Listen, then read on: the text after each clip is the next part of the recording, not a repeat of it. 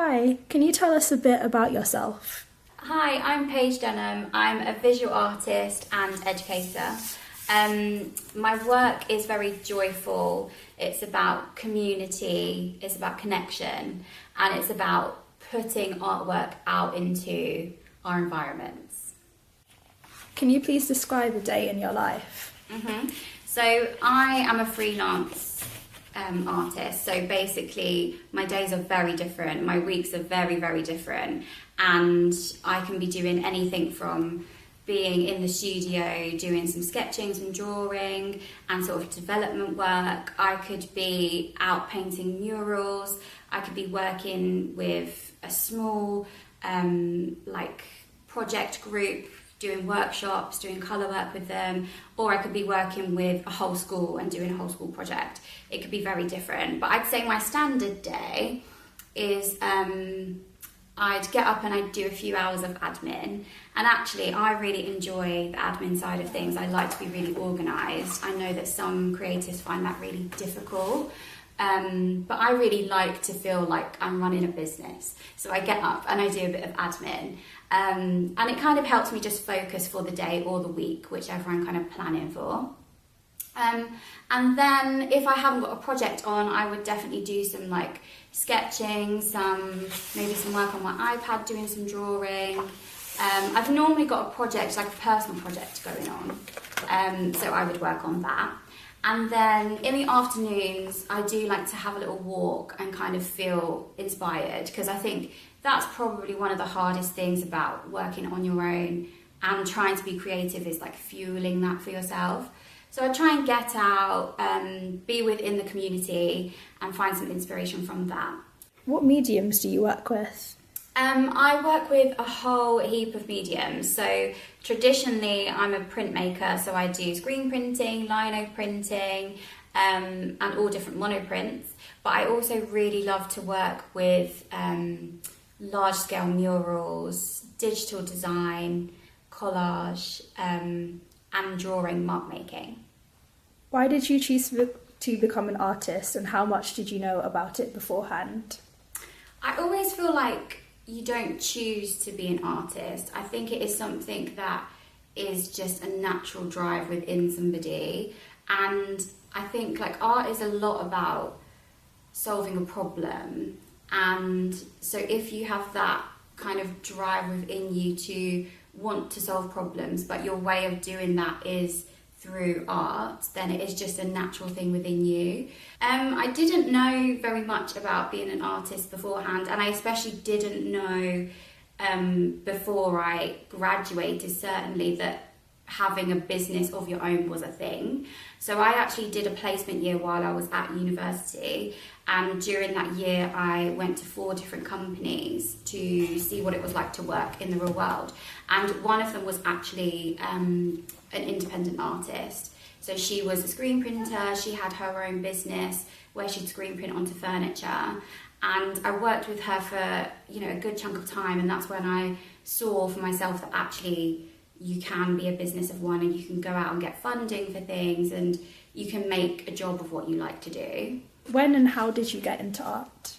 So I've always been quite creative. Even at school I really loved art subjects, but I decided to do a art foundation when I went to university. So that was a year of really exploring all different types of creativity, and I found that I really was drawn to textiles, and I specialise in print design. And although print is something that very much still drives me, I have found that since coming out into the real world and starting a business, I'm much more interested in what the output is and the community element rather than materials. So my work isn't solely textiles driven now, which my practice and what I was trained in was definitely more textiles driven. So what was your pathway in securing your first job as an artist educator? So I actually joined Bow Arts through their artist educator programme. So it was a really nice gateway into shadowing experienced artist educators that had been in schools for a long time. So I would go in and I would learn from them, basically. So before that, I had experience in doing workshops, but it was actually with adults.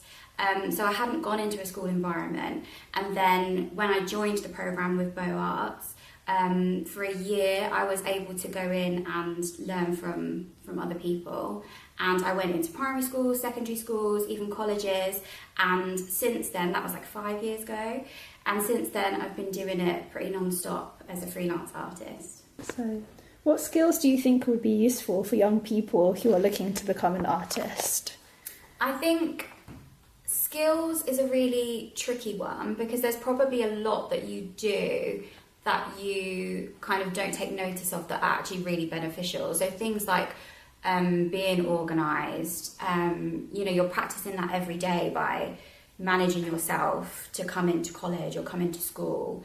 So being organised is like a huge one, and it impacts a lot. It impacts your workload, but also your finances and things that you have to manage as a creative small business. And then I think the other thing that it took me a long time to learn actually, was that drawing is a huge skill and it does need to be used if you're a creative, but the way your drawing is developed is very personal to you. And I don't think that I learned that until I was sort of well into my degree at university. And what I mean by that is we're taught, and maybe it's like a self-criticism as well, that drawing has to look exactly like what it is physically. But actually it doesn't, because if we wanted it to look exactly like how it, was, then we would take a photo. So I think I had to learn that drawing wasn't just, representing something exactly as is. It was also like mark making and using ink and like very, graphic style, watery marks. Also collage and like looking at form, like all of that stuff is drawing. And that is a skill that, you're going to have to develop, and it's going to take you a long way, but it's very, very personal to you. And I wish I personally knew that a lot younger. So what helped you gain more opportunities as an artist educator? I really have to put it down to working with Beaux Arts, because I feel like with working as an educator, it is all about experience. So you just need someone to give you that first step in the door. Beaux Arts did that for me. And also Peabody have been really great at giving me opportunities to do that. So once you do a few workshops, go into a few schools, they get to know you, they get to know your work. And it just kind of snowballs from there. And I think even within that, you can find your niche. So for me in particular, schools asked me to do a lot of printmaking. It's a lot of colour work. It's a lot of mark making. It's things that are joyful and maybe more emotive than skills based. Because me as an artist, I'm not very fussed about the outcome. Like, maybe controversial to say, but I don't really care what you create as long as the process is there and you've learned through the process. I think that's much more important. What projects are you working on currently? So at the moment, I've got a really exciting project with one of the London-based colleges, and it's called a Creative Careers Project. So it's actually in replacement of some work experience. The brief was really open, and that is great for me because it means that I can be really creative with what we're gonna make and do together. So I'll be in the college for 2 days, and it's kind of like an apprentice style brief. So I will set them a task to kind of become a graphic designer for a brand. And they will need to make a logo and come up with a colour palette for the brand. I'm going to get them to like print a tote bag as if the brand was, selling them as carrier bags or something. And it's just going to be really fun, but actually like this could be a project that you receive in the real world. So it's very much this, if you become a graphic designer, this is something that you could get as a brief. So it's quite exciting. So these are the ordinary murals. I called them that because of what they're about. So this project was really quite close to my heart because it was based in my hometown of Thamesmead, and taking things that were really ordinary around the locality, isolating those shapes and then making them into a really nice composition. So first of all, I went on like a long walk around the area, took loads of photos of ordinary things, so like railings, pavements, like lines on the pavement, bins, just anything that people would usually not pay any attention to, and took photos of them, went back to the studio and made collages out of the shapes, and then that was directly what influenced the mural. So that is what the shapes are that you can see. This was the first mural that I painted completely on my own without an assistant, so I'm really quite proud of these because it was a real like full circle of me doing every single step on my own. And these were painted about 4 years ago, and they're still as good as new, very punchy colours, and I think there's really something quite nice about them being against the stark background of the tower blocks. How do you keep your motivation as an artist? I think keeping your motivation is hard to do, so I wouldn't give yourself a hard time if you are lacking a bit of motivation.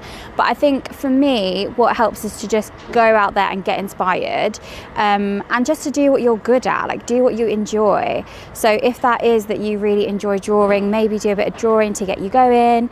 If you like to be out there and kind of finding colour swatches or like material swatches, go and do that. I think it's also nice to have a bit of a reset sometimes. So maybe like start a new project, start a new sketchbook, start a new notebook, even just create a mood board, you know, like something just to get yourself rolling again, but also just don't give yourself a hard time. How can I make a difference in the world as an artist? I think being an artist is a really lovely thing because you do make a difference, and especially if you are doing something you're passionate about.